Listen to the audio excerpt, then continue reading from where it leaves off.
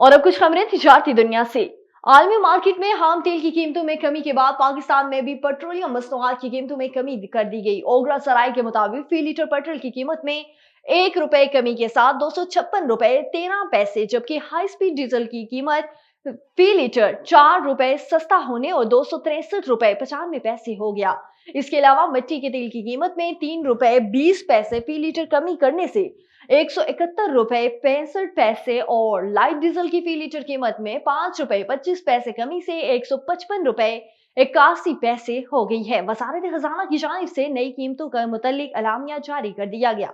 खुसूसी सरमाकारी सहूलत council SIFC के green Pakistan initiative के जरिए मुल्क की तरक्की की राहें हमवार होने लगी। SIFC के ग्रीन पाकिस्तान इनिशिएटिव GPI के जरिए ज़रूरी इनकलाब का आगाज हो गया। इस अहम मौके पर मुख्तलिफ शोबों से ताल्लुक रखने वाली शख्सियात की जानिब से मुस्बत ख्यालात का इजहार किया गया।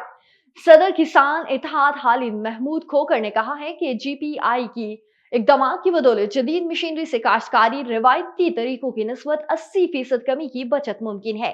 तर्जुमान फर्टिलाइजर इंडस्ट्री का कहना था कि SIFC के तक 10 लाख एकड़ जमीन आबाद खाद और दीगर ज़रूरी सहूलियात किसान तक पहुंचाने का इनकलाबी मंसूबा है। और हुकूमत ने रमजान मुबारक के दौरान चीनी के स्टॉल्स लगाने का फैसला कर दिया। वजीर सन्नत और पैदावार राना तनवीर हुसैन की जेर सदारत शुगर एडवाइजरी बोर्ड का इजलास हुआ, जिसमें फैसला किया गया कि माह सयाम में हर जिले में चीनी के स्टॉल्स लगाए जाएंगे। इजलास के अलामिया के मुताबिक पाकिस्तान शुगर मिल्स एसोसिएशन के नुमाइंदे, सूबाई सेक्रेटरीज और केन कमिश्नर्स इजलास में शिरकत होंगी।